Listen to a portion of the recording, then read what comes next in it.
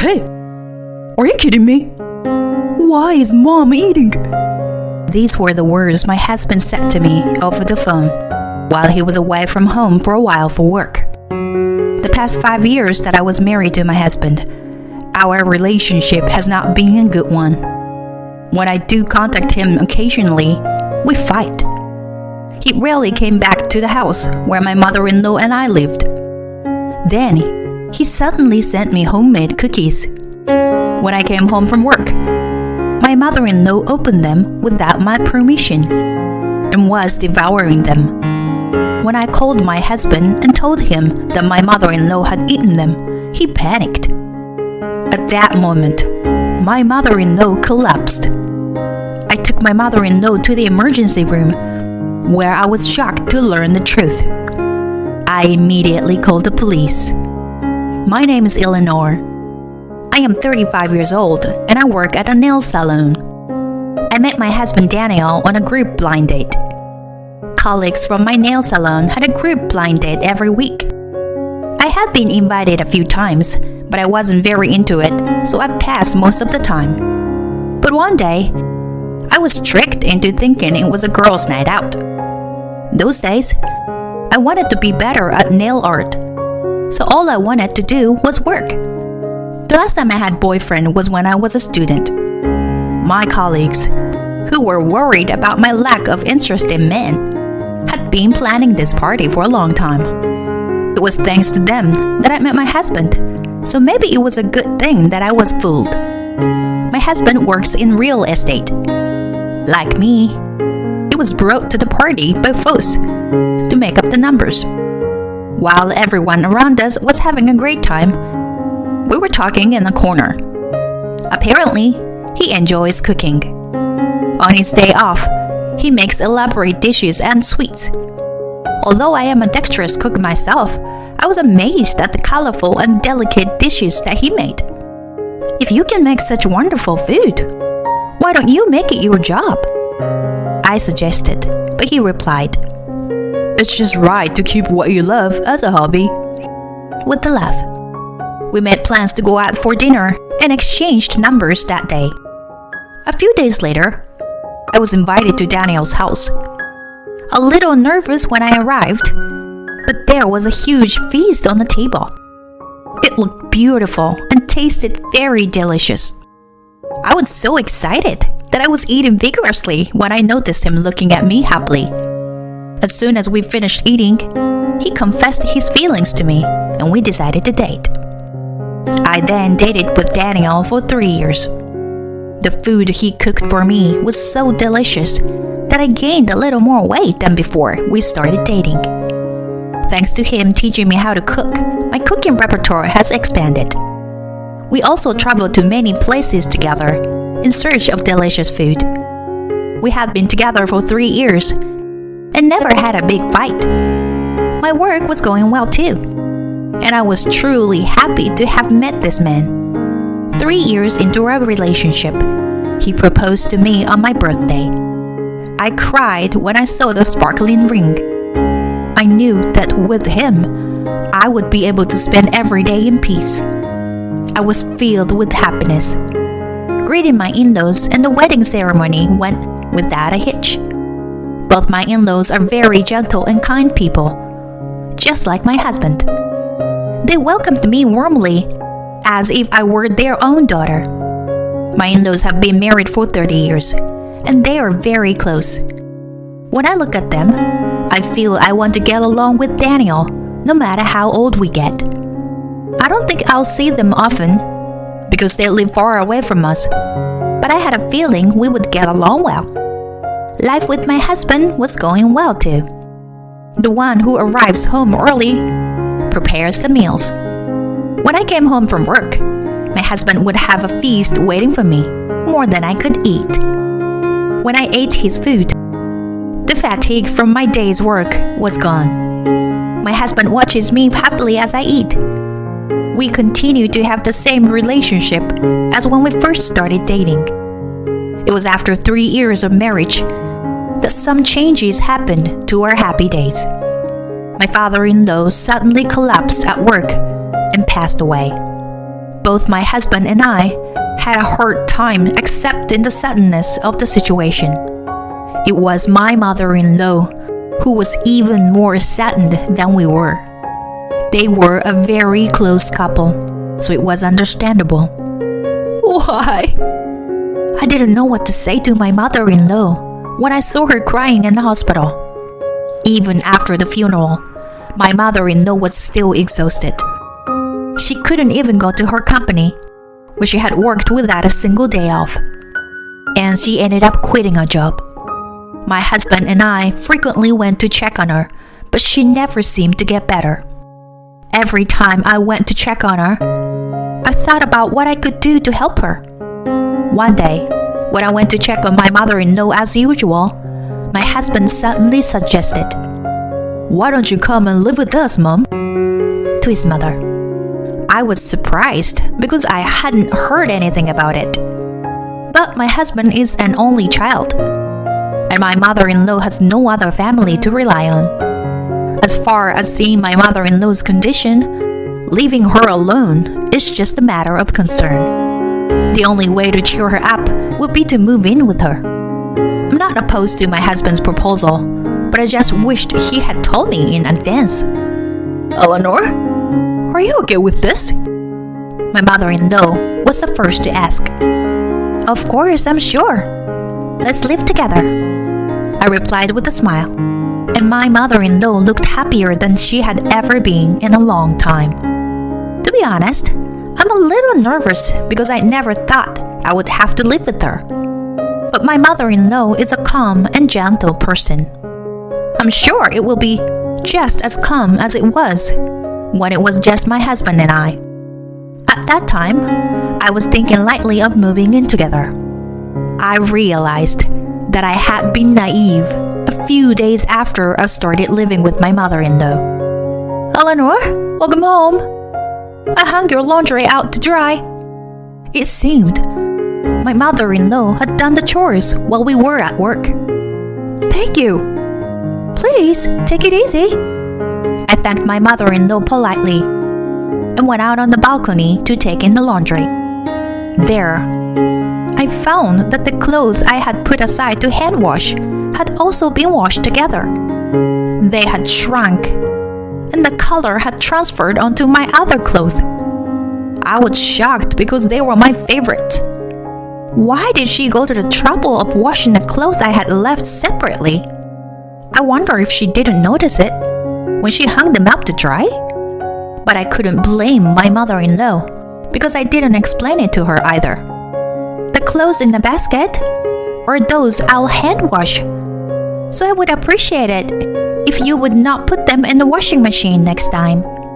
I told my mother-in-law softly, but she didn't respond. I regretted it a little that I shouldn't have told her. My mother-in-law kept on putting the contents of the basket for hand washing in the washing machine again and again. Sometimes my wet clothes were left in the washing machine, and my clothes that was supposed to be in the laundry basket somehow ended up in the trash. By the time 2 weeks had passed, I began to think that I was being harassed. I would politely warn her, but my mother-in-law would either ignore me or just respond with an insincere, "Oh, I'm sorry." And she would repeat the same thing over and over again. I did what I could, such as washing the things I wanted to hand wash at night and telling her not to go into my room. But my mother-in-law continued to harass me in small ways.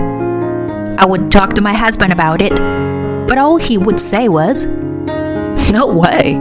Why would Mom do that? Couldn't it be some kind of misunderstanding? How nice it would be if it was a mistake." I was so frustrated at my husband for not believing me. Then one day, my mother-in-law told me she had cleaned the house. I looked in the trash to find my practice nail tools thrown away. I had been using them since I was a student at vocational school. It was my precious tools that I had shared many hardships with. The moment I saw them in the trash, my blood rushed to my head.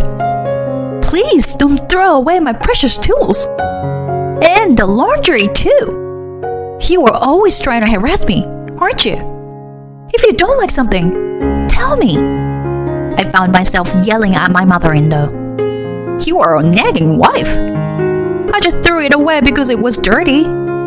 If you say I'm harassing you, it sounds like it's my fault. My mother-in-law looked at me as if she hadn't done anything wrong.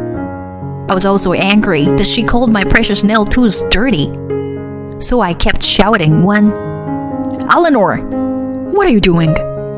I heard my husband's voice behind me. I didn't realize my husband had returned. Daniel, Eleanor is being terrible. She tells my husband things that are not true. And when I tried to deny them, he would say, that's Eleanor's fault. She's an asshole. How can you be angry with Mom when you know she's not well? I was so upset that my husband didn't listen to my words at all that I started to cry. Even after that, my mother-in-law continued to harass me. We had many arguments, but my husband always took her side. The relationship between my husband and I was not so good anymore. He rarely cooked for us anymore, as he used to do in the past. I wished many times that we could go back to the good life we had before we moved in together.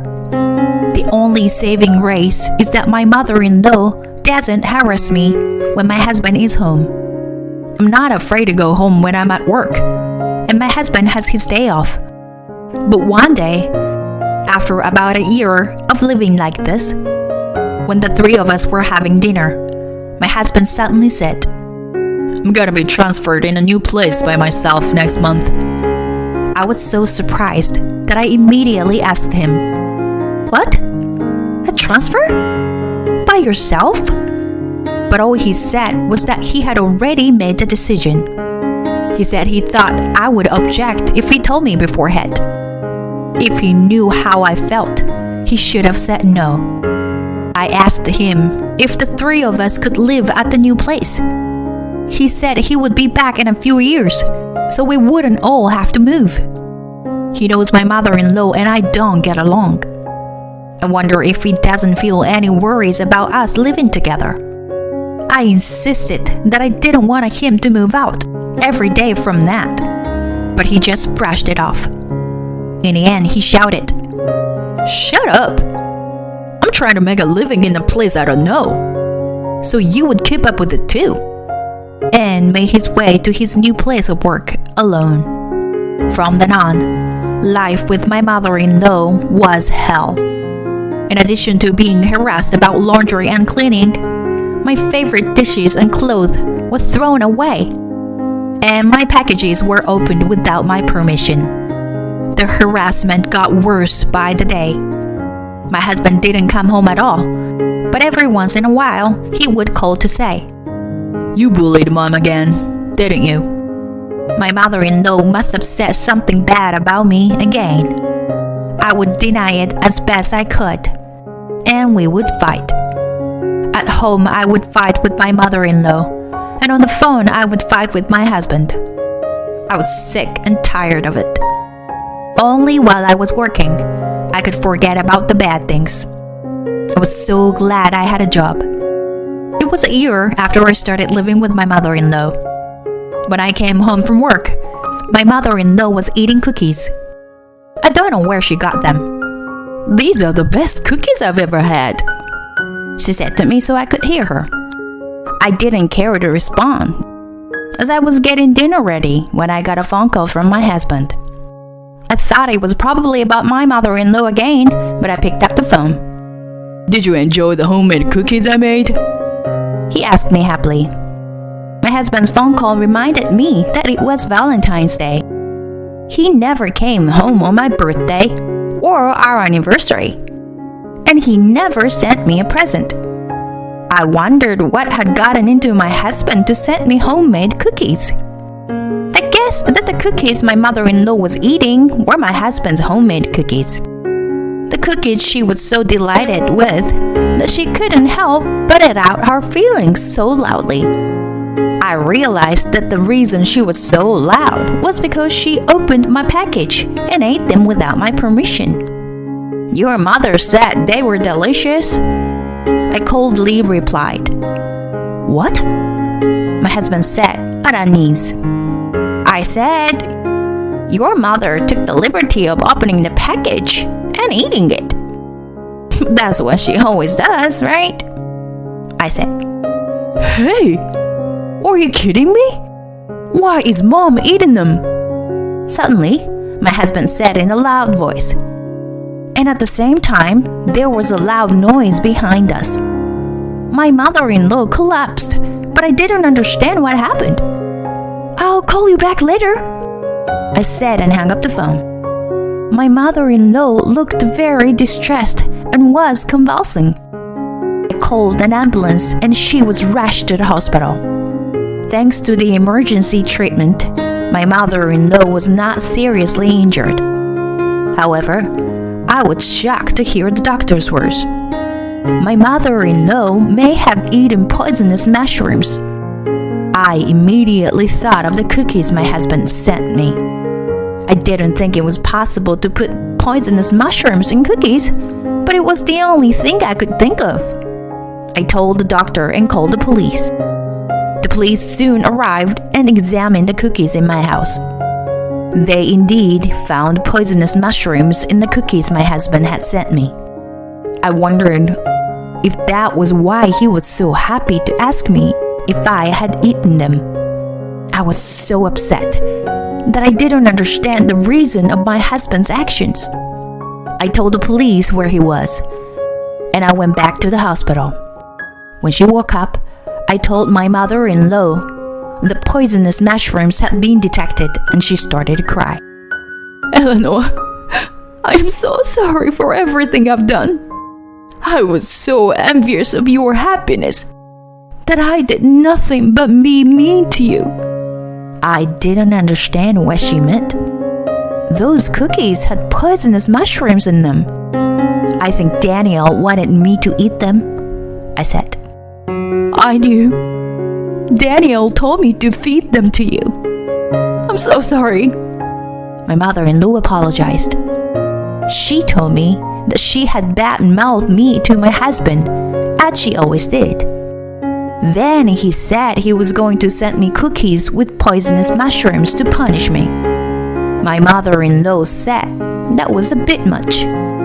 But my husband didn't listen, saying it was nothing life-threatening and would only make me have a slight stomachache. She also said that the cookies were supposed to be the reason I would ask for a divorce. I couldn't believe it. As far as my mother-in-law was concerned, she was suffering more just in stomachache. After my mother-in-law received the cookies from my husband, she was worried about what to do with them. My mother-in-law didn't want to turn her son into a criminal if anything should happen to me. So she chose to eat them herself. I couldn't stop shaking when I heard her story. This matter is not something you could get away with. Just an apology. Do you think you've protected me? You are an accomplice too, you know? Daniel should be arrested by now. I don't want to see your face ever again, I told her while she kept apologizing. On my way home, I got a call from the police telling me that my husband had been arrested. I rushed home, packed my belongings, and went back to my parents' house. Later, after he was released, I asked my husband to fill in the divorce papers through my lawyer. And so, the divorce was finalized. It was also decided that I would receive alimony. The lawyer told me that my husband had been having an affair before he moved out. She said it was with a colleague at work. The reason for it was because my mother-in-law and I didn't get along well, and the atmosphere in the house was bad. Well, that's no reason to have an affair. He wanted to spend more time with his affair partner, so he'd ask for a transfer himself. He thought that if he was cold to me, I would ask for a divorce, so he started fighting me about my mother-in-law. He got tired of me not asking for a divorce and decided to commit this crime. I wonder why I had put up with it all these years. I had a little bit of hope that one day he would return to the gentle husband he had been when we were first married. But if this was the case, I wish I had asked him for a divorce sooner. I never thought that my husband's cooking, which I loved so much, would cause me such trouble. My husband was released from prison, but he was fired from his job because of this arrest. Apparently, it was originally rumored within the company that he was having an affair. And so, the woman he was having an affair with was fired along with him. She eventually has given up on him, and he is now living with his mother. Since he has a criminal record, he can't seem to find a new job. He had to spend a lot of money on the woman he had an affair with and almost has no savings. He's living poor life while borrowing money.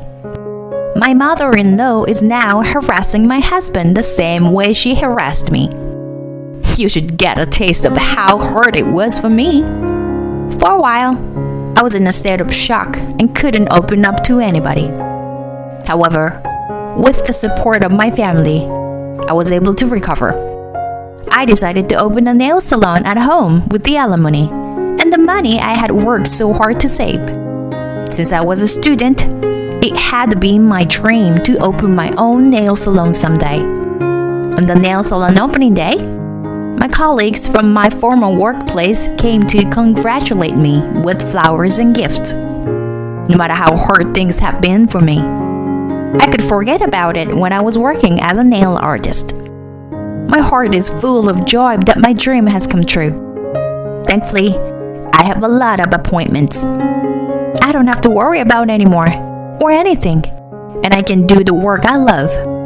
Seeing the happy faces of my customers when their nails are done is what makes me happiest.